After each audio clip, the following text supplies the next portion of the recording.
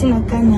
na une série formation na komi kokumba maçonneuse naza opératrice ya maçonneuse nazo kumba ngo tozo sala récolte nango tozo longola ba masango pona kolie faire to bandi formation le 9 mai 2022 ayele na komi opératrice ya maçonneuse nazo pefaye matondo mingi pona oyo asali pona bantu bazwa mosala ya boye nazo pefaye merci ebele. Baza Congo ye, Baza Congo ye, Mwana Congo, Baza Congo ye.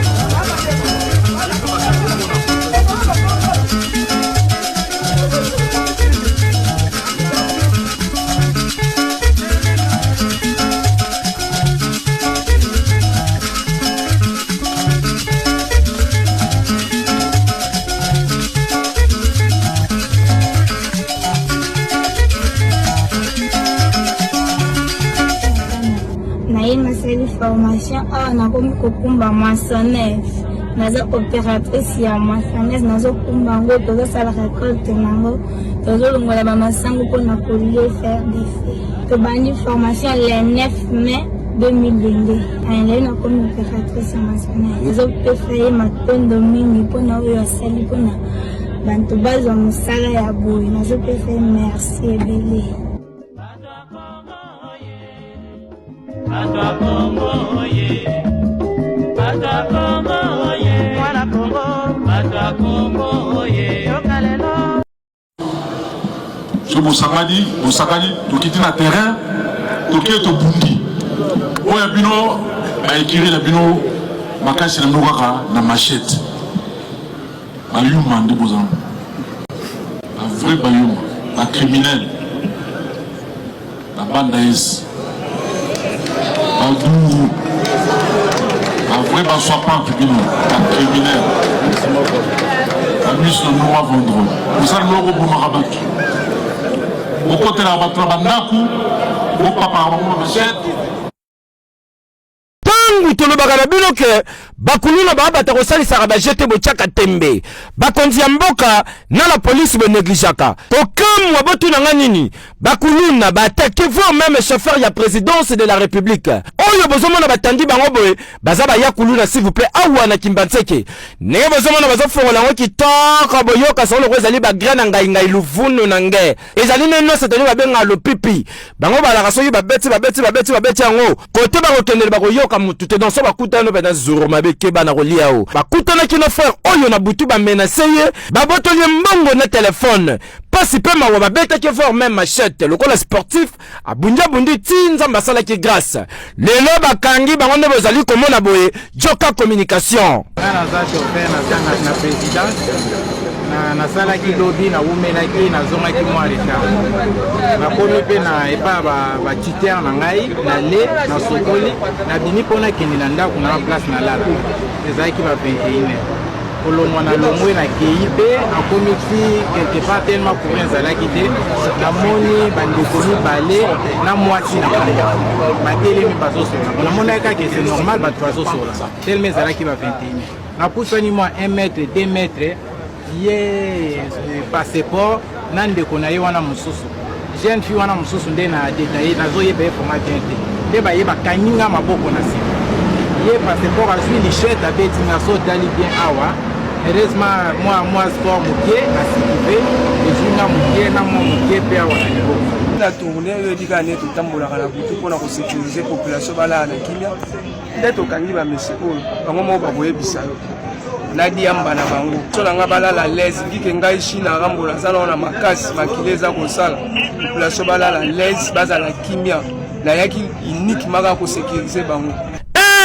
Likambo ya sécurité na Kinshasa ezosenga ke la police faut bakisa ba stratégie makasi soki ezali multiplier lisusu po niveau zokendele kuluna okipe susu te ata so bokani bango bawumela te babimaka bosala yango na nko ezalaka pleni azalaka te nini insécurité modèle boy ata jungle yango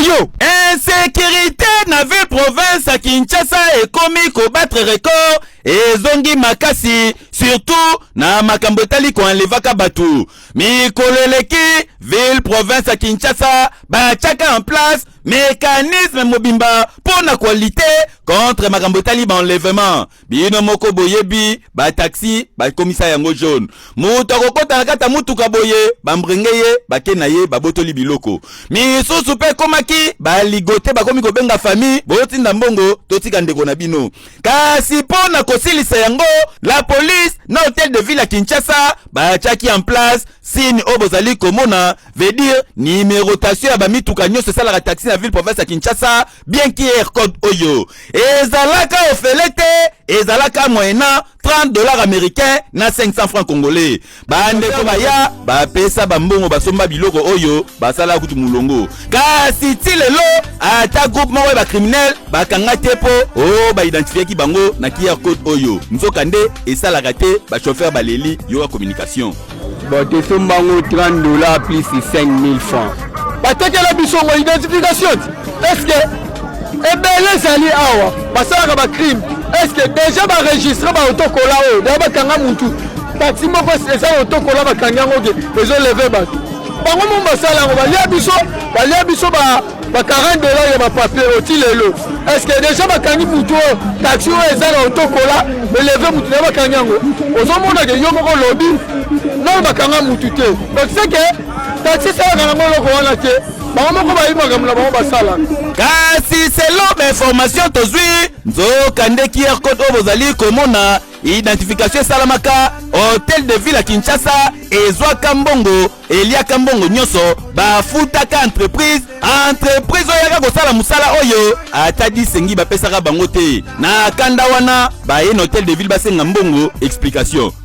bakanga bisaka na badonne nyonso bazwaka identification bakenda nango na Afrique du Sud wo la police mana yango ezonga na hôtel de ville ebanda kosenga badonne pour ne permettre bango basala musala kitoko baya lelo bayebisi bango bozonga lobi baya bayebisi bango bozonga lobi wana baya boye bakonjote de ville bakomi kolia munoko na suka bayebisa bango tala mon général oyebi te biloko wana bakolo nango bazonga nango Afrique du Sud po topesaka bango mbongo te yoka communication oyebi ke vraiment tosalaka réunion na hôtel de ville mpona korecense bataxi oyo esaka bapesi bango de moya identification identification wana ezali numéro adresse à moko mutuka na chauffeur tout ça mais malheureusement après 6 mois tokekuna totona badonne eza te badi mokolo wana mokolo moderne wana bafutaka ye te mais bafuti ete azwi ake na tona batrace te alors la police travaille à la regrette. En tout cas na kotala oyo nyonso elakisi noir sur blanc hôtel de ville à Kinshasa a escroqué ba particulier oyo basalaka transport. Imaginez combien de mituka esalaka transport na ville province à Kinshasa $30 na 5000 francs tala wana eza ba million sikoyo lelo insécurité zongi ba komi lisusu communiquer kosenga bakende ko s'identifier tala oyo ekomi escroquerie pour une deuxième fois na nyonso oyo pe IGF avandi na ye calme azolobelo roté et normal te eh escroquerie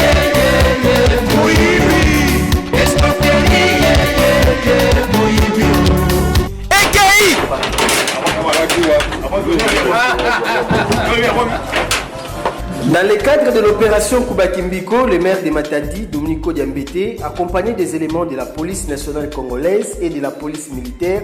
ont réussi à démanteler une écurie de Kuluna opéra en voie. Plusieurs de ces inciviques ont été arrêtés, notamment leur chef d'équipe, surnommé Petit Cicéron. Au cours de l'opération, les éléments de la police nationale congolaise et de la police militaire ont retrouvé également une quantité importante de chanvre et de whisky servant de drogue pour les Kuluna avant de commettre leur forfait. La population en liesse, Petit Cicéron et sa bande ont été dirigés au commissariat urbain de la police de Matadi.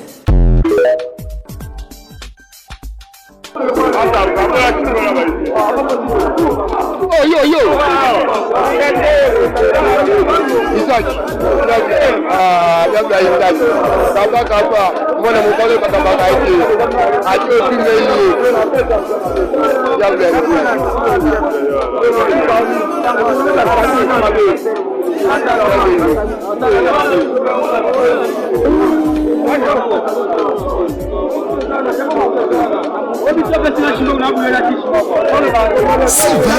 D'un civique communal, plus de 2000 âmes avaient été acheminées au centre pilote de Kanyama Kasese